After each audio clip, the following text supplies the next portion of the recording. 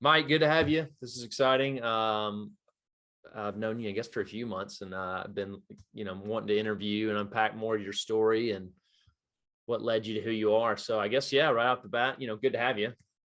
Yeah. Yeah, thanks for being here. Yeah, we've known each other for so long. It's been like what, since 2021? Right. Way back. Right. Well, it does feel like these last few years feel like a month is kind of like a year. It really does. I mean, everything. Yeah. I mean, I Crazy. felt like last March was 5 or 6 years ago. But anyway, yeah. So yeah, I mean, my first question, Mike, is who really influenced you, and really think about the person that influenced what success looks like, what it meant to be a man, that really kind of shaped you in your early days. Yeah, no, I love this question because it got me to like think about it's a little bit nostalgic because my oldest son just started tackle football. Oh, wow. And Yeah. the guy for me was one of my football coaches. Oh, yeah. And yeah, it got me thinking back then. But so I grew up in Monroe, Michigan, which is it's south of Detroit. It's a blue collar town.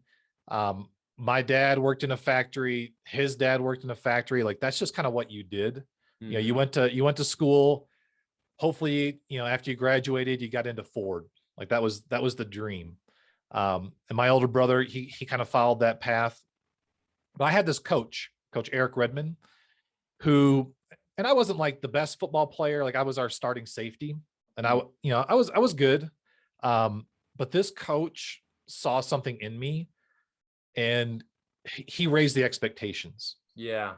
He wasn't one of those screamers. Like we did have some of those screamer coaches, but he was just that like, Ruman, come on. And like, even just this look he would give me, he pushed me out of my comfort zone, and he expected more. Mm-hmm. And, I was telling my son, he just started tackle football, but, telling him like football, 50% of it is the game, and 50% of it is just life. Like last night, was that a game last night? He's their starting left guard. He's our backup defensive end, and their starting defensive end wasn't there. And so like I was taking him to the game, and he's like, "Dad, like I'm starting both ways," like, and then afterwards I'm like, "What'd you learn?" Like, cause he had a blast doing it. But I think football is just, and sports in general is just a great like teacher of how much you have in you. And so yeah, Coach Redmond, he just saw something in me, and he made me want to be better. And I think that's, so I went to college after high school, and I think I'm the first Ruman in our like line to like go to university. And part of that was like him seeing this like, hey, we can be better. Yeah. And I know we'll talk about healthydads.com in a little bit, but our tagline is every dad better. And I think like that part of that came from just that football program, and just like better. Like we are always striving for better in our lives. But he was that catalyst for me that really just pushed me over the edge. That's cool. In a good way. Yeah, absolutely. Yeah. And I mean, something you said, the affirmation part, that he affirmed something in you that you didn't know was there, and then brought that out. I mean, how much do you seen that in your own life? And now that you have sons, even, do you feel the need to, that as boys, that we need that safe place to fail? And then therefore, when we do actually have that safe place to learn, then we need affirmation to keep going. Yeah, I think with my son starting football, I was with a buddy last night whose son plays on the opposite team. And both of us are like, I can't sit down. Like we're both walking the sideline. Yeah. Like we wish we were in there. Right. But I want my son, even after the first game, like there was things I'm like, so I took video and I wanted to show him, but I'm like, he's got to have fun. He's got to, let him vent. And part of like parenting I've learned is shutting up, asking good questions, letting them process, and just shutting up and giving them a safe place. So like last night after the game, it was just my son and I driving home. I just asked questions. And so I think, questions are a great way to kind of get your point across without like oh, hey buddy, if you'd have done this differently, or if you'd have Mm, done this, like, man, just, I tell myself, like, Mike, just shut up. Like, just let them talk, let them process. yeah. And because, part of that's like, we learn from our failures. And Mm, so, you know, letting them fail, but also having a safe place to go. yeah. And to your question too, like, my wife and I are foster parents, Oh and we yeah. learned this lesson pretty early on with foster kids and the therapist. Yeah. Because for some reason, like some of our foster kids would just be animals at home, but out Mm, in public they were angels. huh. And the therapist is like, this is actually a good thing. You guys have given them a safe space where they can kind of be themselves. Mm, And that's where they kind of like, they be themselves and they act out. They show those mm, emotions, the stuff they need to work on. But right. when they're in public, they're kind of in this like turtle shell where they can't be themselves, and Yeah. they're stressed and they kind of shut down. But yeah, having this home of forgiveness, of grace, um, and even in my own life, just, asking kids for forgiveness, Mm, having grace, works both ways. But yeah, having that safe space, because once you earn that trust, then they can, you can start pouring into them more, once they mm. know they can trust you. Yeah, absolutely. So yeah, I mean, raising kids, and I imagine even raising foster kids. I mean, has that spurred you thinking about your own story of what experience shaped you, and how that you connect with them, and really what molded you, what matured you, what also led to immaturity, what led to insecurities popping up. Yeah, just curious, your thoughts on that. Yeah, one of our catalysts for just my life, and it happened during foster care. We had a death threat. Wow. We had two teen girls, and the dad of the girls apparently left a note outside of our house. We never saw the note. We just the one of the girls told us, like, hey, there was because she ran away. Mm, And long story short, when we found her, we're like, man, what happened? And she said my dad left a note outside the bedroom window saying he's going to kill us and everybody else in the house if we went to the police about what he did. hmm. Like, that snapped, because we had babies in the house, we had teen Yeah. girls. I went to the police and I'm like, hey, like, we have a death threat. Like, what do we do? And Mhm. they laughed at me. They're like, what do you want us to do? I'm like, go get the guy. And they're like, we can't do anything, because Mhm, we didn't have the note, that we just had like hearsay or whatever. mhm. But so I snapped. I started, I didn't sleep. I got sick. I got shingles. I got mono. Just, I got in this bad place, Mm. to the point where, like, I was at the gun store looking for a gun to go after this dude. Yeah. And um, yeah, not in a healthy space. And there was a moment where my wife and we had a really small house at the time, and like, I think her parents were visiting. We went to the bathroom, we locked the door, and we just, like, I'm crying. I'm just like, I can't do this. And my wife, she kicks my butt in like a really good way. Mhm. She's like, where's your faith? Yeah. Where's our faith? Like, do we really trust God has got our back in this? Mm. And I'm like, oh, like, how dare you? But it was one of those moments where I'm like, I'm trusting Mike to handle this, and like, I'm not handling it well. Yeah. And that was a catalyst where it's like, hey, God, like, if something bad's gonna happen, like, let it happen.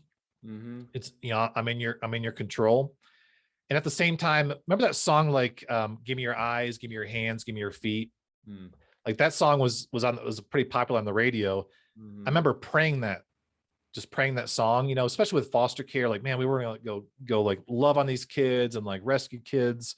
Mhm. And so that whole death threat, like, I started praying that. I'm like, God, give me your hands, give me your eyes, give me your feet, like, intervene in this situation. I'll Yeah. never forget them. So every month you meet with the bio parents and the foster parents for like a monthly meeting. And for some reason, I got to this meeting like really early. And before this meeting, like, the bio parent, he would throw us under the bus. Oh, the Rumans suck. Like, they're terrible. Oh. Um, we get to this meeting, and it's a pretty big waiting room. And so I go sit on one side. I see this guy come in, or he got there early, and he saw me, and he went to the opposite side. And it's a Hmm. pretty big, it's almost like a DMV like waiting room. Yeah. I felt God like, Mike, this is what you asked for. Like I'm intervening. And I'm like, no way. I am not going over there to talk to him. And God's like, yes, you are. And I still don't remember my feet like Wow. walking, but I remember walking across the room. Yeah. And then he saw me and he was kind of like a little bit like, what's he doing? Mm-hmm. You know, I sat down next to him and I'm like, hey, and I won't say his name, but Mm-hmm. like, hey man, I just want to let you know that we're rooting for you. Like we want you to get healthy. We want you to get your girls back. You know, we're just taking care of them while you're getting better, going through your treatment plan. Mm. And he just like, he lost it. I was like, how's life? He's like, Wow. man, I just got diagnosed with skin cancer. He's like, things aren't going well. Wow. And it just like that's like, that was God who came through there. Mm-hmm. And then even after that, we went into the room to have the meeting, and it's like, hey, how are things going? It was like, everything's good, like with Yeah. him. And I'm like, man, like, you know, God came through. But the biggest lesson was like, don't go buy a gun. Ask God to intervene and like trust. Yeah. Um, and I think that happened 10 years ago. And Wow. even then, like, every time I try and like do this on my own, it's like I'm holding on, and it's like, man, let go. Like Mm. let God take this, which is hard, you know, being men, Mhm. like, Yeah. I think we want to be in control, do all Yep. this. Mhm. But we have to let go. Yeah, and that's interesting because I mean, what you hit on is, this guy had a huge pain point, and his pain was coming out by being angry and sending death threats and basically putting off on everybody else. Is the reason why I feel bad is because of us, because of you. And yeah, and so I don't know, it just got me thinking. And really, yeah, and in a similar way, that was the way you were trying to take back control of the situation that created in you. Well, yeah. So has that helped you, I guess, throughout your life, really address fear as it's come and kind of revert back to that point in faith and address some of those things that pop up? Yeah. So I always ask like, what is the truth? Hmm. Because even like in that situation, we met that dad's family. Hmm. And when you see their history and realize like it was this family tree of abuse, Yeah. like God broke my heart, because it's like, man, like I can't imagine what that guy went through growing up. Yeah. And so you have to ask like, what's the truth? Hmm. You know, even like right now, I have two different businesses, and it gets stressful, and sometimes I have to like pause, zoom out, like, what's the truth? Like, Hmm. nothing's on fire. You know, Yeah. we're not going bankrupt tomorrow. Hmm. Even if we did, like, we'd be okay. Hmm. Like my therapist has me do like worst case scenario. Like, what's the worst thing that could happen? Like, you know, if this goes wrong, you start writing it out, and you're like, we'd be okay. Like, we'd probably live in the basement of one of our parents, but like we'll be fine. And so really, when I'm afraid of something, it's usually the unknown. And so just, Right. Yeah. what's the facts in here? What's the truth? And then that helps. And then verbalizing it too. Yeah. So I love to write down like, what's the worst that could happen.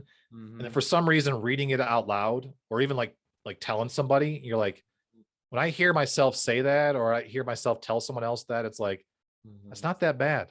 Like, Yeah. worst case scenario, like, we'll be okay.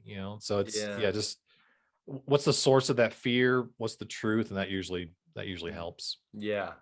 Yeah. And that interesting that what fear does, it does distort reality. It distorts our perspective when really, if we really looked at it with light, it's like, oh, that's not that big a deal.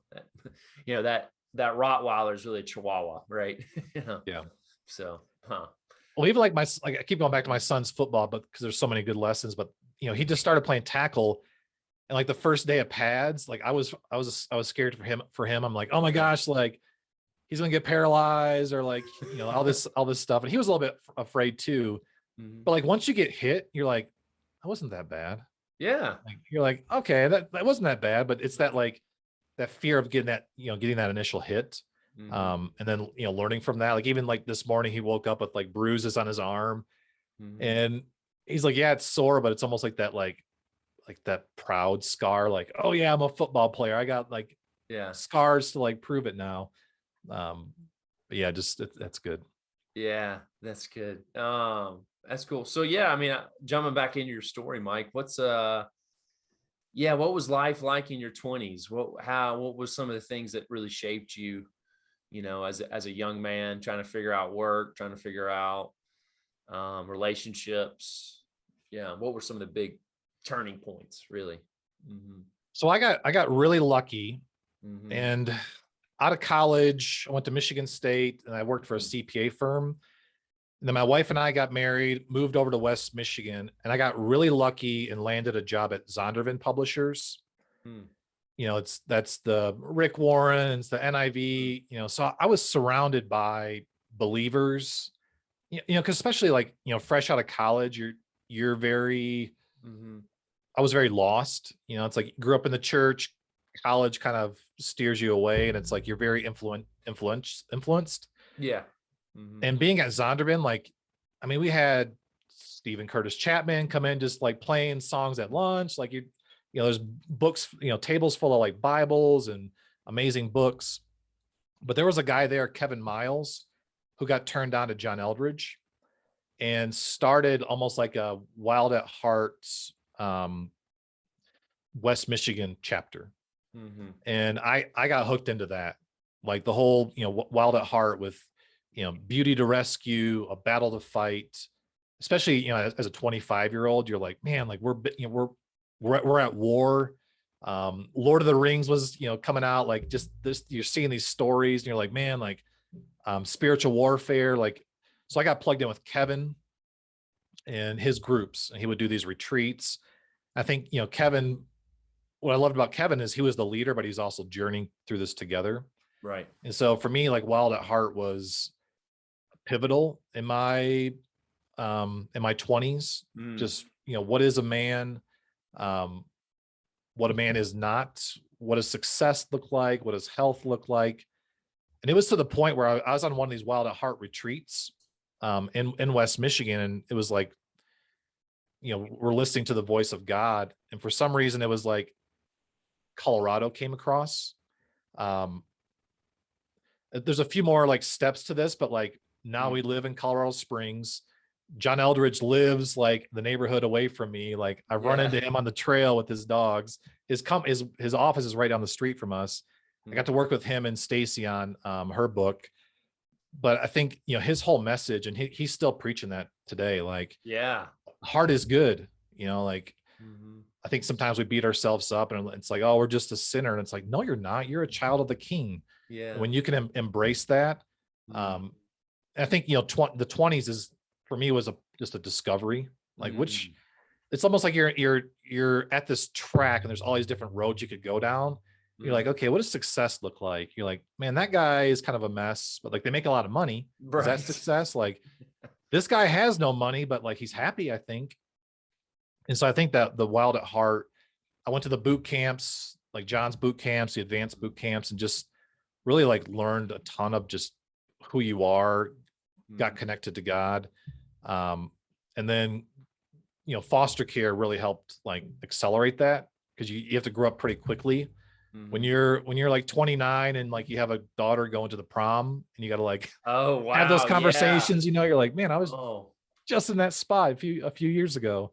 But that for me, that was a huge influence just on who I am. And, even today, just, he has a daily prayer you pray through, like it's still getting poured into. This morning, I heard an interview he did. And one of the things that really stuck out that he's talking about was like the mindset of men that we are all unfinished.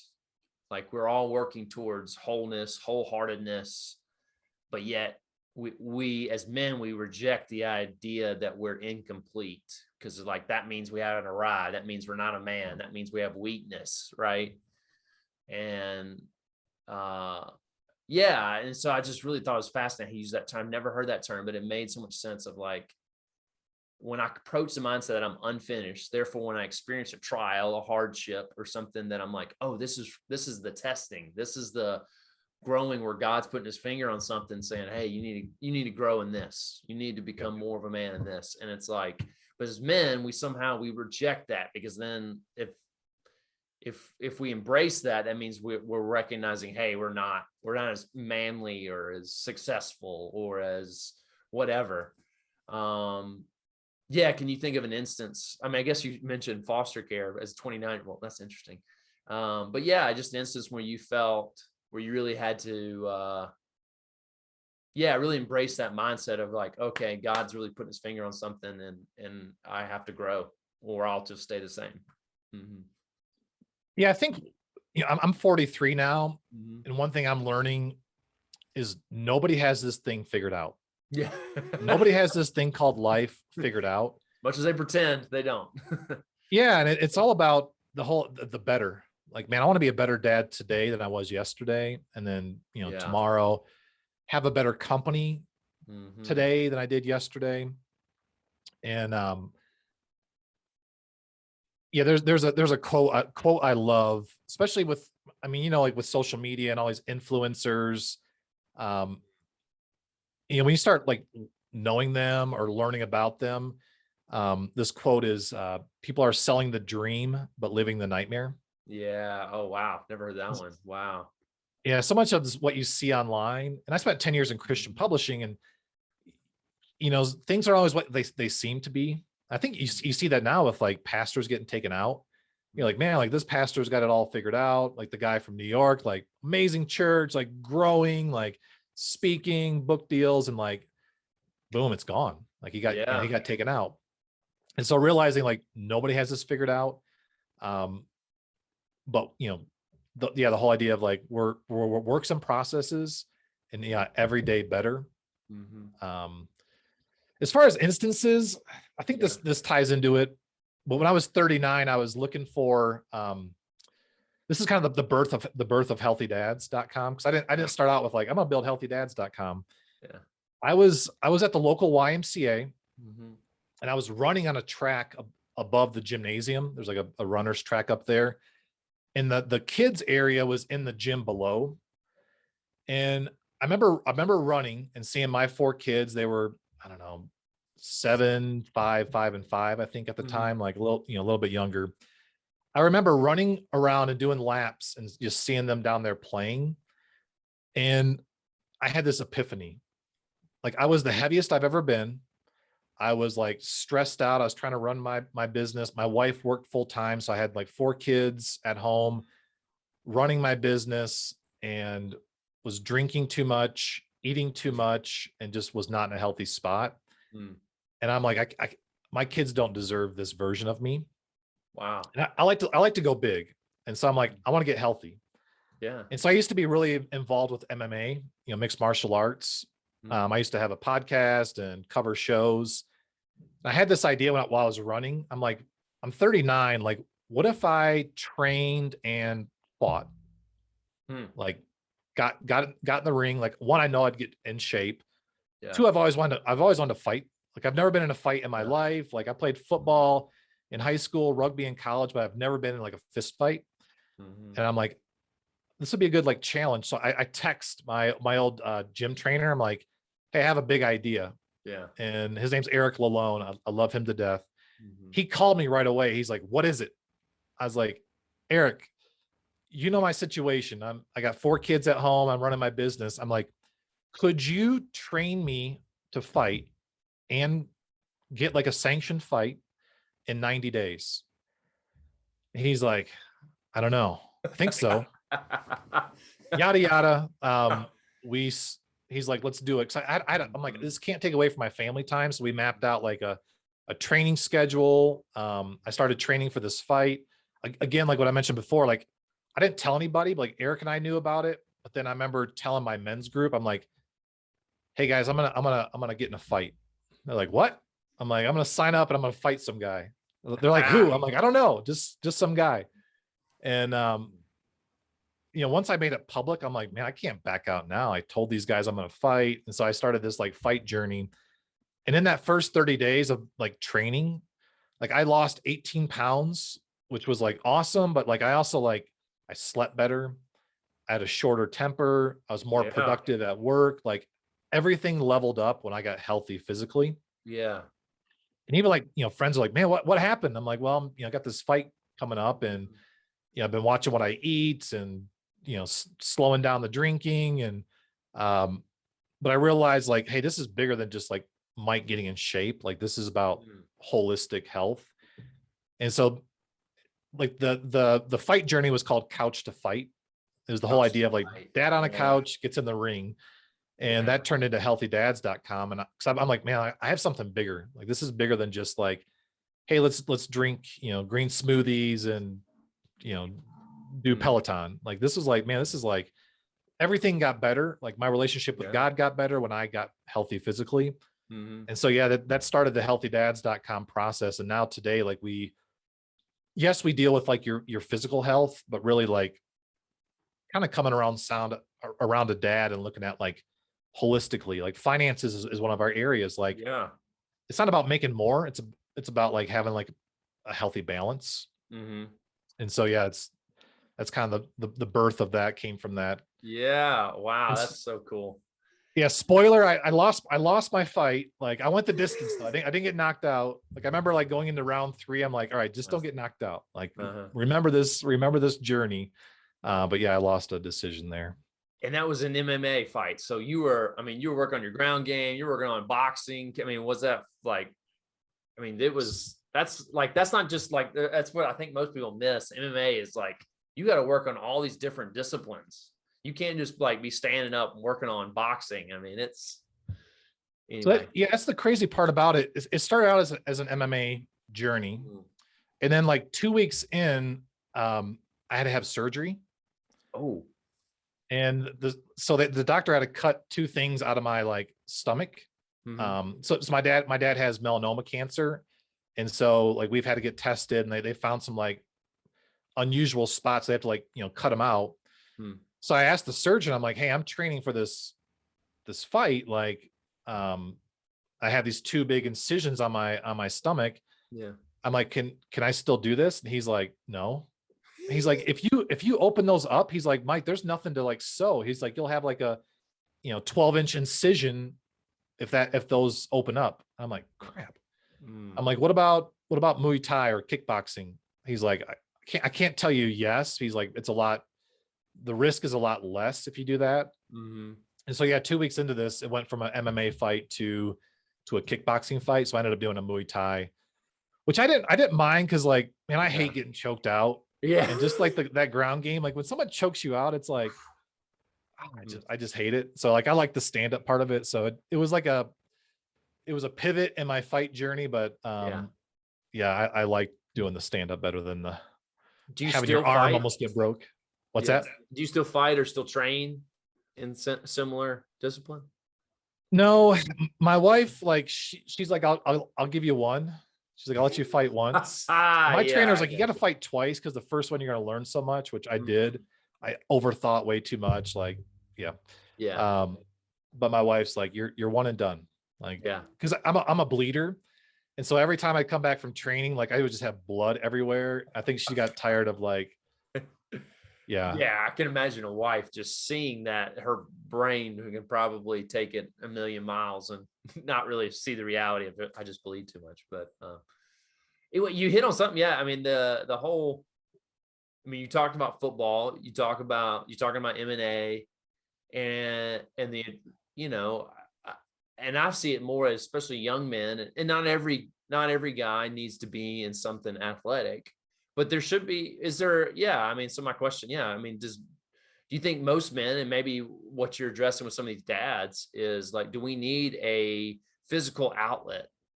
Do we need something that, and maybe it's like addressing our anger, or it's just getting us fully, when you address the physical kind of starts dominoes addressing more, beyond that. But so what would you say with a lot of these dads? What are you addressing when it comes to like physical activity?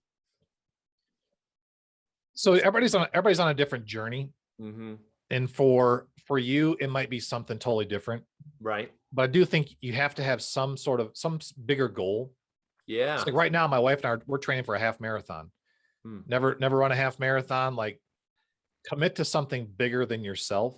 And so for some guys, it might be a 5K, or it might be, we have a half K here in Colorado Springs. Like they do a half K, but committing to something just really outside your comfort zone. Maybe it's like, hey, starting that side business, or restoring a car, or Right. learning to hunt. Like, what is something that you've dreamed of doing, you've saw someone else do online?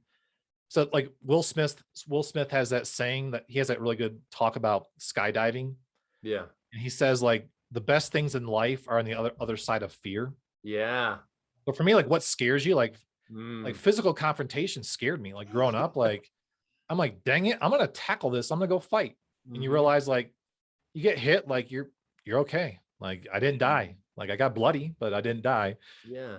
But like for guys, it might be moving. Mm. There's, like, for me, a change of scenery is huge. But for some guys, it might be like, hey, you're still in your same hometown, around Mm. your same buddies, and you're going nowhere.